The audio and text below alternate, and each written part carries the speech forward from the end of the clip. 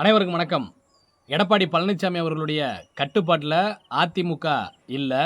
எடப்பாடி பழனிசாமி அவருடைய கட்டுப்பாட்டில் அதிமுகவினுடைய நிர்வாகிகளும் இல்லை என்பது தற்பொழுது உறுதியாக இருக்கிறது என்று சொல்லலாம். ஏன்னா தற்பொழுது நடந்து கொண்டிருக்கக்கூடிய அந்த சம்பவங்கள்லாம் பார்க்கும் பொழுது எடப்பாடி பழனிசாமி அவர்கள் தனித்து விடப்பட்டிருக்கிறார் என்கின்ற செய்தியை தான் இந்த உலகத்திற்கு சொல்ல வருகிறது என்று நம்ம சொல்லலாம். ஏன்னா எடப்பாடி பழனிசாமியுடைய ஆதரவாளர்களாக இருக்கக்கூடியவர்கள் கடந்த காலத்தில் பேசிய பேச்சுக்களே அப்படி தான் இருக்கும்.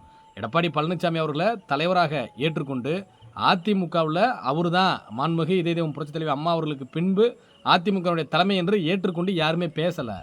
எடப்பாடி பழனிசாமி அவர்களை தற்காலிகமாக தங்களுடைய தேவைகளுக்கு இவரை முன்னிறுத்தி தாங்கள் நினைப்பதை சாதித்துக் கொள்ள வேண்டும் என்பதற்காகத்தான் பல பேர் பல முன்னாள் அமைச்சர்கள் எடப்பாடி பழனிசாமி அவர்களுடன் பயணித்தாங்க அப்படின்றது நிதர்சனமான உண்மை. அதற்கு எடுத்துக்காட்டாக சொல்ல வேண்டுமே ஆனால் முன்னாள் அமைச்சர் ஜெயக்குமார் அவர்களுடைய கடந்த கால செய்தியாளர் சந்திப்பு என்ன பேசியிருப்பார் அப்படின்னா, அதிமுக பாஜக கூட்டணி உருவாவதற்கு வாய்ப்பே இல்லை, அப்படி உருவாயிருச்சு அப்படின்னா நான் அதிமுகவிலிருந்து விலகிக் கொள்வேன்னு சொல்லிட்டு ரொம்ப பகிரங்கமாகவே முன்னாள் அமைச்சர் ஜெயக்குமார் அவர்கள் பேசியிருப்பார். எந்த இடத்துலையுமே தலைமை கூட்டணி பற்றி முடிவு செய்யும், அதை ஏங்க ஏன்ட்ட கேட்குறீங்கன்னு சொல்லிட்டு அவர் பேசியிருக்க மாட்டார். அவர் ஒரே போடா போட்டிருப்பார், அதிமுக பாஜக கூட்டணி உருவாகக்கூடாது, அது எடப்பாடி பழனிசாமி அவர்களே சம்மந்தம் சொன்னால் கூட நான் ஏற்றுக்கிற மாட்டேன், அப்படி ஒரு சூழ்நிலை வந்தால் நான் வேறு கட்சிக்கு போயிடுவேன்னு சொல்லிட்டு சொல்லி எடப்பாடி பழனிசாமி அவர்களுக்கு ஒரு டிமாண்ட் வைத்திருப்பார் முன்னாள் அமைச்சர் ஜெயக்குமார் அவர்கள். இப்போ கூட அவர் வேறு கட்சிக்கு போகக்கூடிய ஒரு முடிவை எடுத்திருப்பதாகவும், குறிப்பாக திமுக கட்சிக்கு போவதாகவும், அது பற்றிய ஒரு பேச்சுவார்த்தையை அவர் துவங்கியிருப்பதாகவும் சொல்லப்படுகிறது. அதனால தான் இந்த கொஞ்ச நாளாகவே பார்த்தோம் அப்படின்னா அவர் சீன்லேயே இருக்க மாட்டார். எதற்கெடுத்தாலும் அதிமுகவில் ஏதேனும் ஒரு செய்தி வந்துட்டால் கூட அவர் தான் முதல்ல ஆளாக ஓடி செய்தியாளர் சந்திப்பு நடத்துவார், அதற்கு மறுப்பு தெரிவிப்பார், இல்லை ஆதரிப்பார், ஏதோ ஒரு விஷயத்தை செஞ்சுட்டு இருப்பார். இப்போ இவ்வளோ பெரிய சம்பவங்கள் நடந்து கொண்டிருக்கிறது, ஒருங்கிணைந்த அதிமுக உருவாக போகிறது என்ற செய்திகள் பரவி கொண்டிருக்கிறது.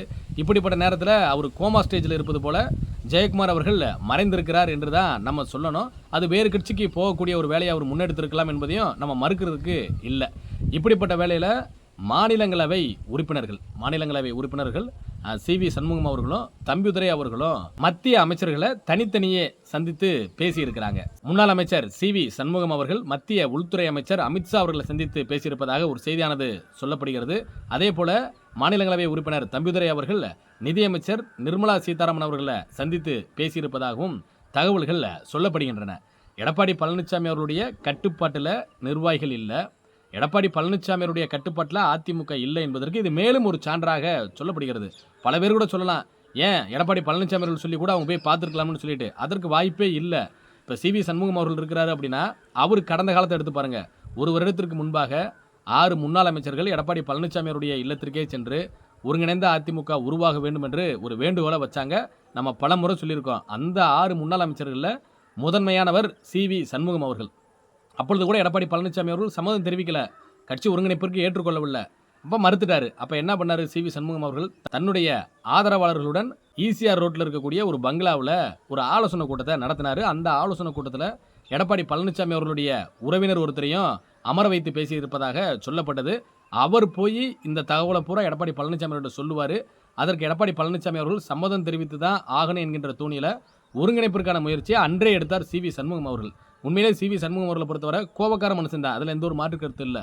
படக்குன்னு சொல்லி பேசிடுவாப்புல, ஆனால் நல்ல மனிதர் தான். ஏன் அப்படின்னா அந்த பொதுக்குழு கூட்டத்தில் ஒரு போலி பொதுக்குழு நடத்தினார்ல எடப்பாடி பழனிசாமி அவர்கள், அதில் இந்த 11 தீர்மானங்களும் ரத்து செய்யப்படுகிறதுன்னு சொல்லிட்டு 3 முறை சொல்லிய இதே சி.வி. சண்முகம் அவர்கள் தான், கட்சி ஒற்றை தலைமையில் இருக்க வேண்டும் என்று சொன்ன இதே சி.வி. சண்முகம் அவர்கள் தான் இன்று கட்சிக்கு ஒற்றை தலைமை போதாது, குறிப்பாக எடப்பாடி பழனிசாமியுடைய தலைமை அதிமுகவிற்கு வேண்டவே வேண்டாம் என்கின்ற நிலைமைக்கு ஒருங்கிணைந்த அதிமுக உருவாக வேண்டும், பிரிந்திருக்கக்கூடிய தலைவர்கள் அனைவரும் ஒன்றிணைய வேண்டும் என்கின்ற அந்த குரலை ஓங்கி ஒலிக்க செய்து கொண்டிருக்கிறார் என்பதில் எந்த ஒரு மாற்று கருத்தும் கிடையாது.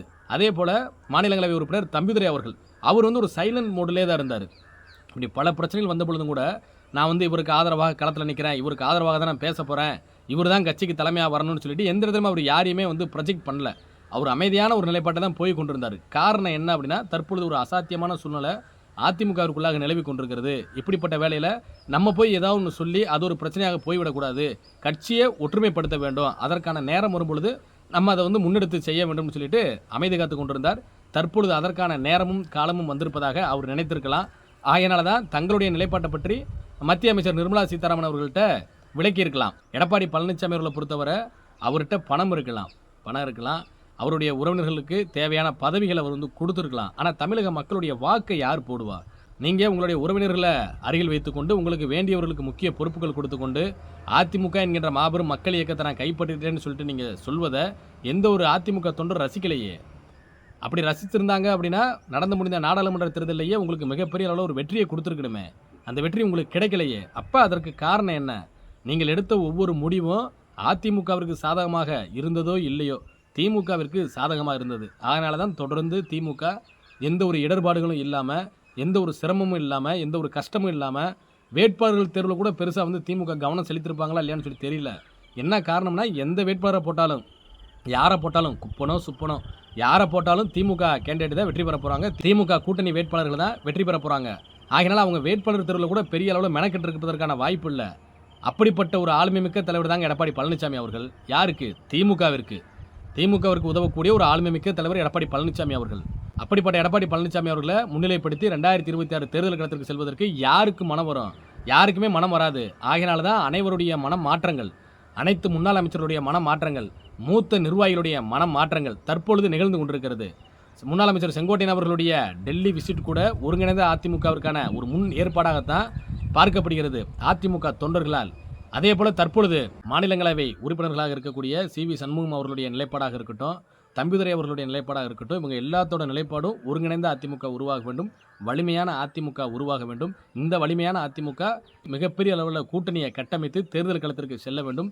நம்மளுடைய ஆட்சியை, இருபெரும் தெய்வங்களுடைய ஆட்சியை தமிழகத்தில் அமைக்க வேண்டும் என்பதில் இவங்க எல்லாருமே உறுதியாக இருக்கிறாங்க.